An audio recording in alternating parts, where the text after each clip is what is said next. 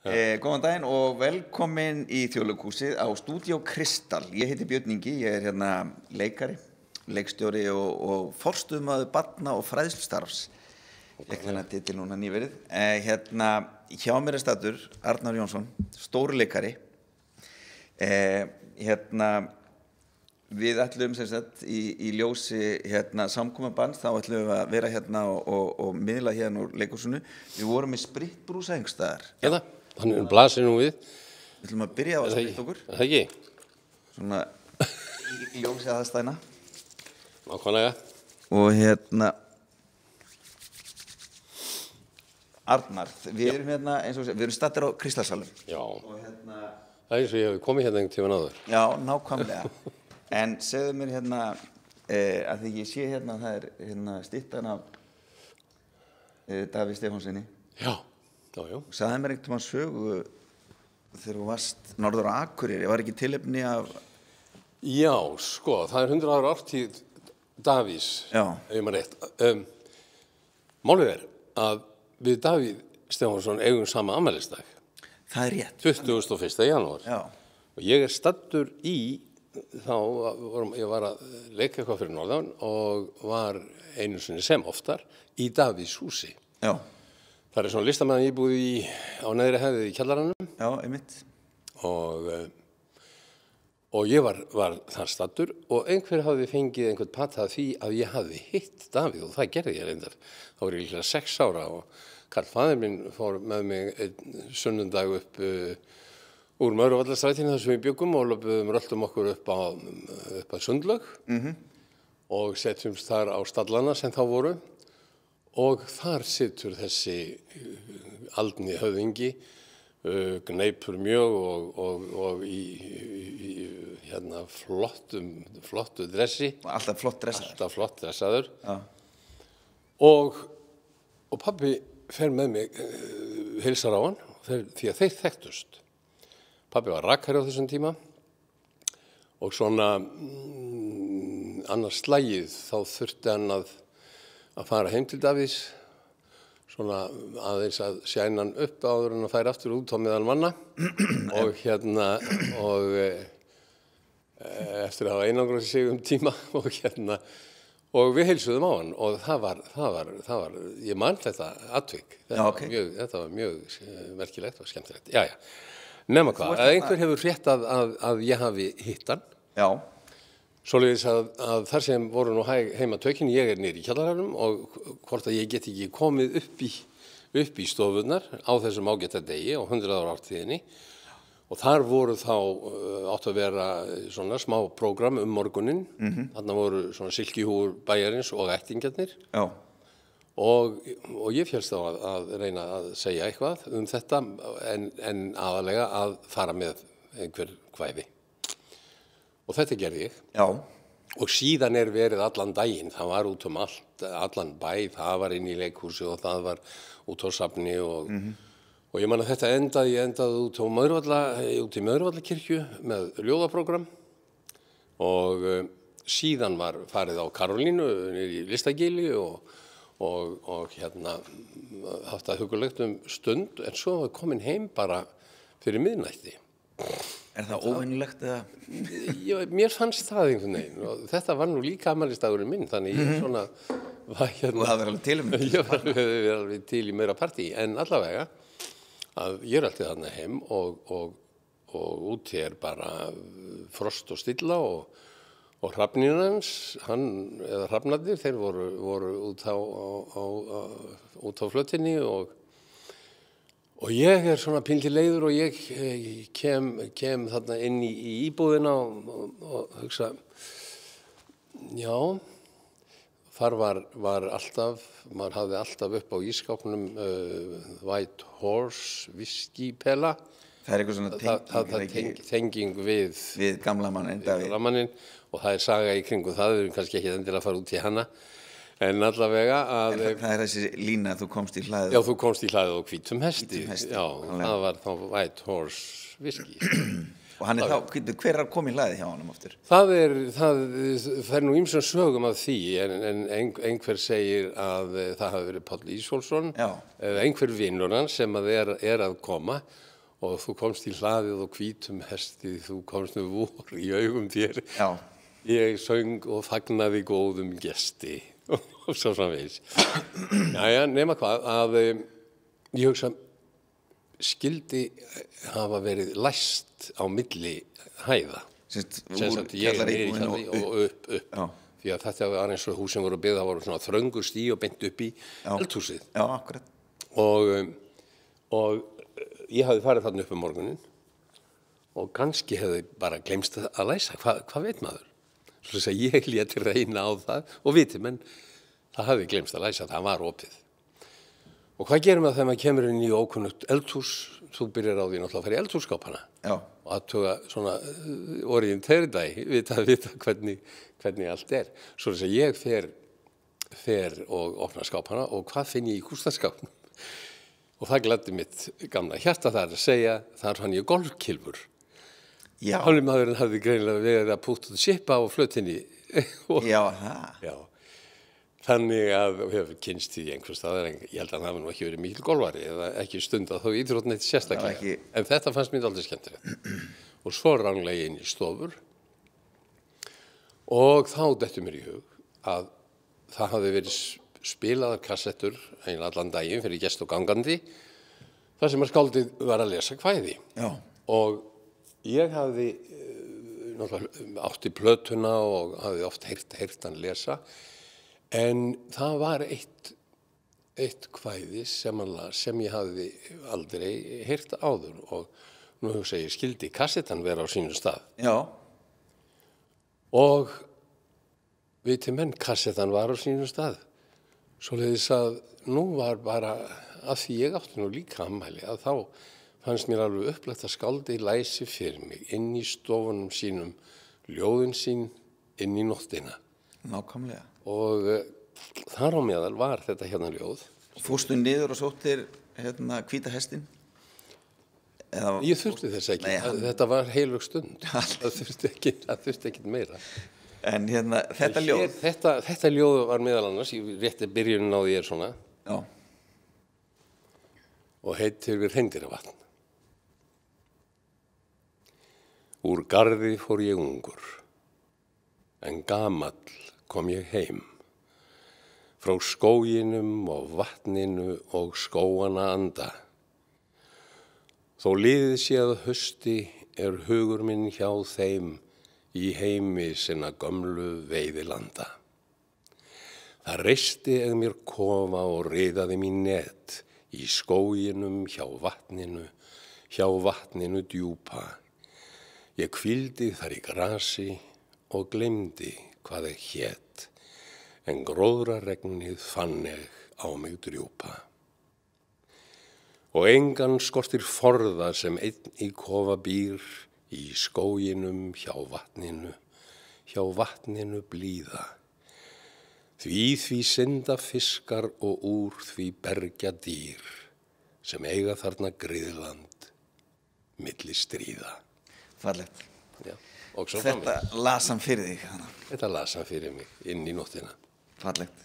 Heyrðu, en sko, þú ert búsettur á Akureyri, en mamma þín kemur hvaðan aftur? Móðir mín frá Þórshöfn á Langanesi. Það vorum fjölmargar systur og 2 bræður og og þarna bjuggu afi og amma langa tíð. Og þú sagði mér að það var eitthvað sem fannst daginn, var ekki? Já. Einhver bók? Ég bara sá það í gær.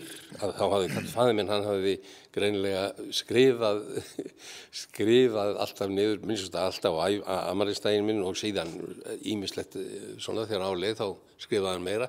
Þarna get ég bara rakið ævi mína til 15 ára aldur, eða meira eða minna. Hann skrifar bara dagbók um þig? Já, dagbók það, já. Og meðal annars, þá rakst ég á. Ég hélt alltaf að það fyrsta sem ég hefði gert í leikhúsi, fyrir utan kannski að sko á einu svona ári þá var alltaf Barnaskóli Íslands, eins og við köllum öllu lítilega til Barnaskóla Akureyrar, hann var alltaf með skemmtun, 1 kvöld eða 2 inn í leikhúsi. Já. Og kannski tók ég þátt í einhverri skemmtun þar, ég man það nú ekki, nema að ég hélt að það fyrsta hefði verið, þá var ég 11 ára að leika Hans og Grétu hjá leikfélagi Akureyrar. Já. Með Bergþóru, bekkjarsystur minni. En þarna allt í einu sé ég hef stigið á svið áður og þá ekki með neinum aumingjum. Nei. Heldur voru þetta þjóðleikararnir á leikferð Ísland með Topaz á sínum tíma. Já. Þannig ég 11 ára og það vantaði, það eru líka teknistrákar á hverjum stað. Já. Og sem statistar og þarna ég komin á svið með þjóðleikorunum. Ég hafði bara ekki hugmyndu og svo hitti ég þetta fólk aftur þegar þú kemur í skólan. En þessi þjóðleikarnir eru leikarar Þjóðleikhússins, en svo fór ég fletti þessu upp í Mogganum og þetta 1952, getur það? Já, það getur það, 11 ára. Já. Og þá Þjóðleikhúsið með sýningar, þeir eru með bæði Skuggasvein og þetta Topaz og leika þetta út allt. Já. Það var bara alltaf gert. Já, og þeir hafa farið í leikferðs eins og Þjóðleikhúsið gerði svo mikið á sínum tíma. En allavega, þarna stígur í fyrsta svið. En svo ertu búsettur á Akureyri og þú gekkst í eins og sagði, sem heitir þessu lítiláttar nafni Barnaskóli Íslands, sem Barnaskóli Akureyrar. Já. Og þú varst með kennara sem var séra Pétur, var ekki? Já, Eiríkur Stefánsson var minn aðalkennari, en biblíusögurnar kenndi séra Pétur Sigurðsson sem var síðan biskup. Já. Og þá kemur, þú ert að fiska eftir sögu, já. Já, ég að fiska eftir þessu nafni sem þannig var að, ég heiti sem sagt Arnar Jónsson, ok. Nú, séra Pétur, hann skýrði mig. Og þannig hann, eins og þá var siður, það allir teknir upp á púlti. Já, einmitt. Og séra Pétur, þessi mikið góðum menni og mjúkmáll, og hann lítur yfir bekkinn og segir svo Kristmar minn, komdu hérna. Og allir líta hver á annan. Veit enginn hver þetta Það veit enginn hver það og ég líka. En það kalt vatn farið að renna niður hryggsúluna og svo segir hann aðeins ákveðnar, Kristmar minn, komdu hérna. Það var ekkert undanfæri. Nei. Ég heiti nefnilega, afar mínir hétu Kristinn og Ingimar og það þurfti einhvern veginn að koma því áleiðis og þess vegna ég heiti Kristmar Arnar. Í höfuð á öfum því? Á höfuð á öfum mínum, já. Það hefur síðan ekki verið notað. En ég þekki þetta líka því ég skýrður Björn Ingi, hafa í höfuð á afa Birni og ömmu Ingibjörgu. Já, Björn Ingibjörg. Þetta kannski eitthvað norrlenskt. Já, þetta kannski eitthvað norrlenskt. En svo lentur í einhverju vesinni þegar þú varst að, þú fóst í pólitík einhvern tíma. Já, einhvern tíma þá var ég fenginn til að vera á lista hjá Alþýðubandalaginu og allt í lagi með það. Nema að á kosningadaginn að þá verður uppi Fótur og Fit og það náði í mig, hringdi í mig og ég beði nú koma alveg eins og skot og svo bara ekki á 100 km hraða gegnum bæjunu upp í Austurbæjarskóla í ógurlega fínum íhaldsráðherrabíl og þar kjörnefndin og það mikið uppnám því að þessi Arnar Jónsson finnst ekki í þjóðskránni. Nei. Nú, hvað, kosningar geta verið ónýtar. Ekki veit ég hvað framfór nema að einhvern veginn var þessu reddað. Þessu var reddað. Ég var afstýrt að fyrsta kjósa aftur. Kristmari Arnar Jónssoni. Svo nota ég ekki þetta nafn og það fyrr en bara að ég fæ bréf frá Þjóðskrá fyrir nokkrum árum. Já. Og ég verði bara að fara að gera það upp fyrir mig hvort ég ætla að nota þetta nafnið ekki eða bara eyða því eða hvað að gera. Mér fannst það nú alveg ómögulegt af því að ég þurfti hún í hann passa. Já, við skulum allir bara setja nafnið í passan, það allt í lagi. Svo hugsa ég ekki það meir, nema svo banda með þessi náttúrulega flugfar, sem maður gerir náttúrulega ekki lengur. Nei.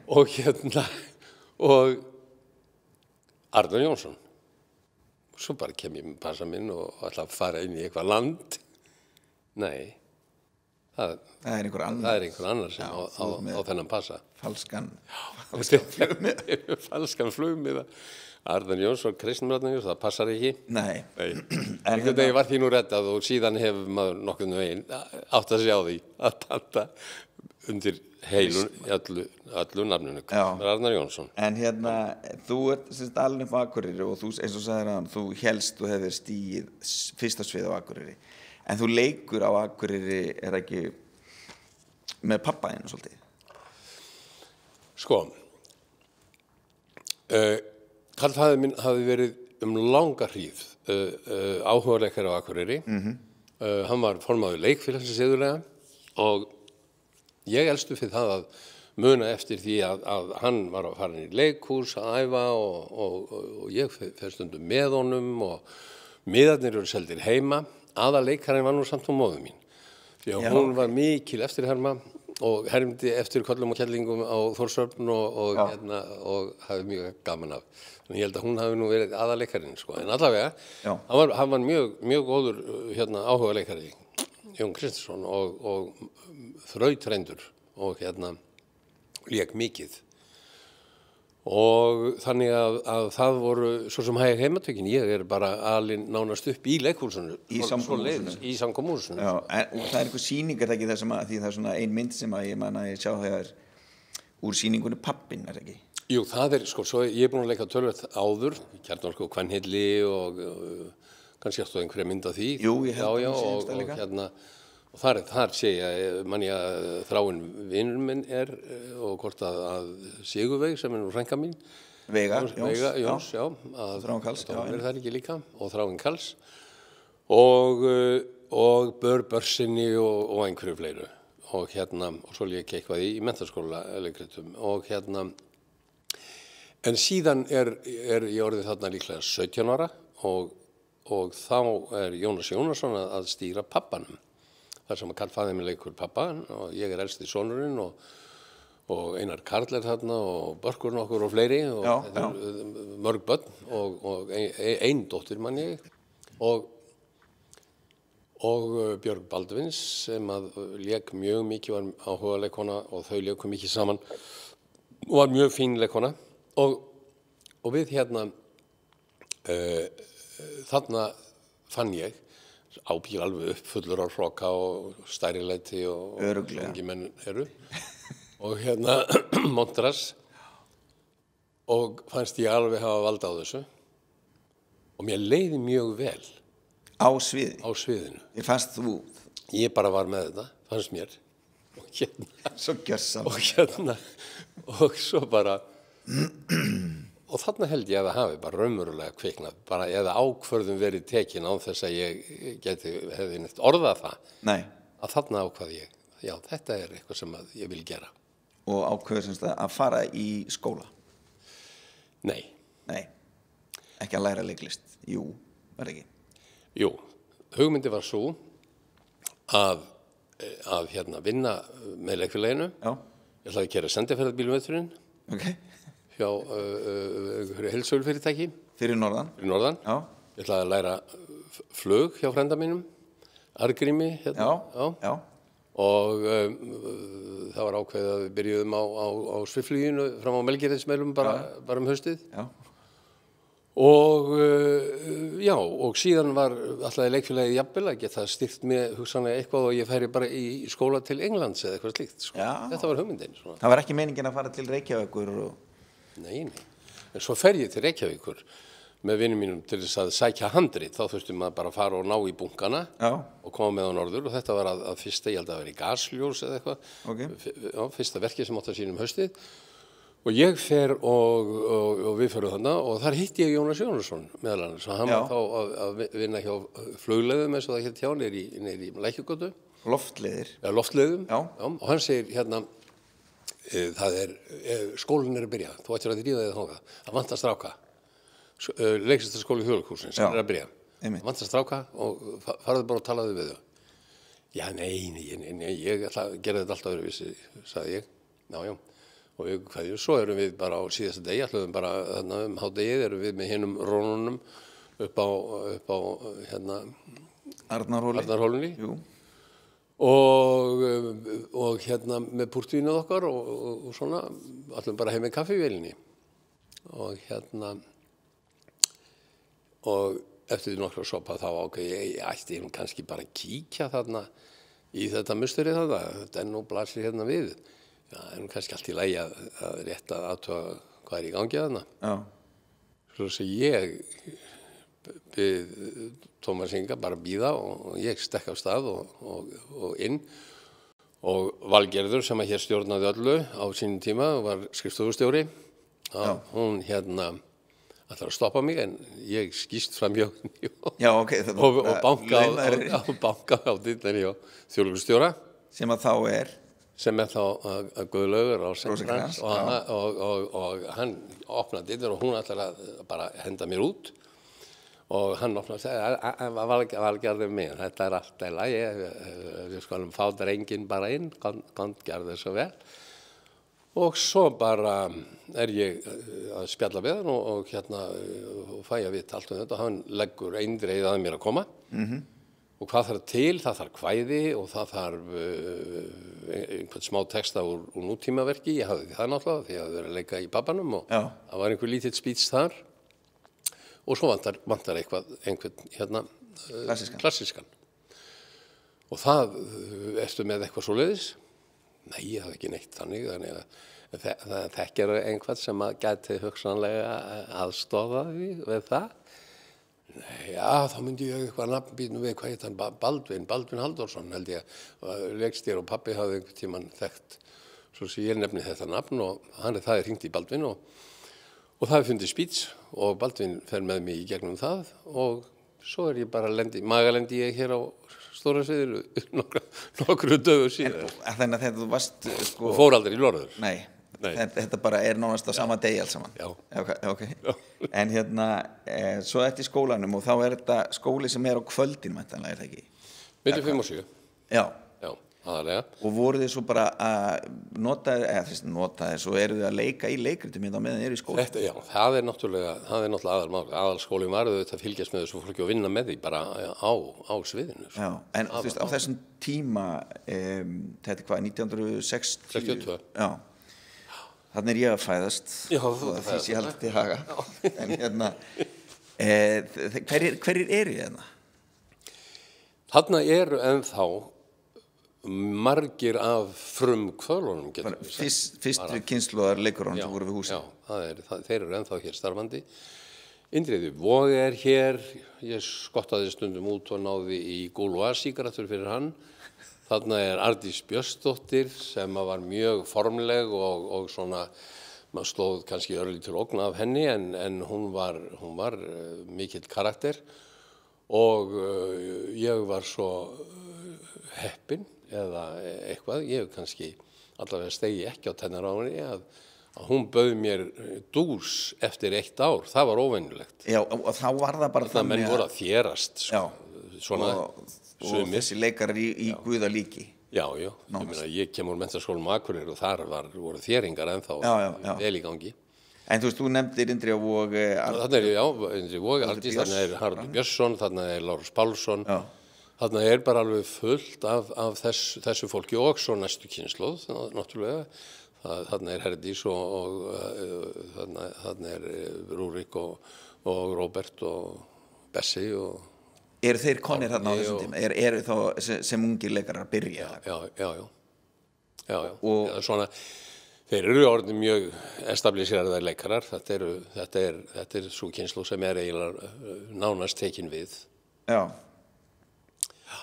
Og svo eru komið þarna Kristbjörg komin og Erlingur og hvernig er tekið? Þú veist, það eins og þú segir, manni fannst þetta sko bauðir dús eftir 1 ár. Já, ég skilur þetta er sko, manni fannst þetta vera píldi heil og jörð. Maður var lotningafullur, hversu hrókafullur sem maður var nú samt undir niðri.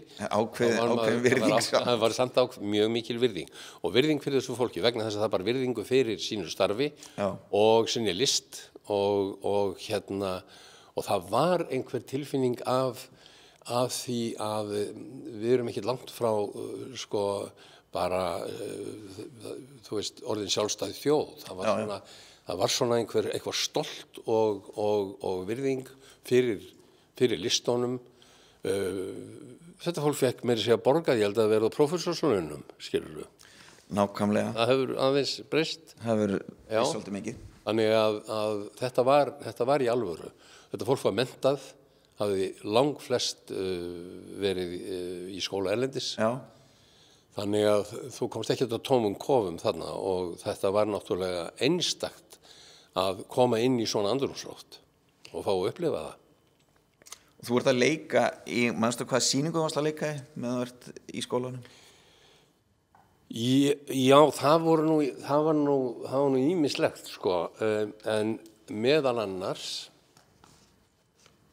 þá, já.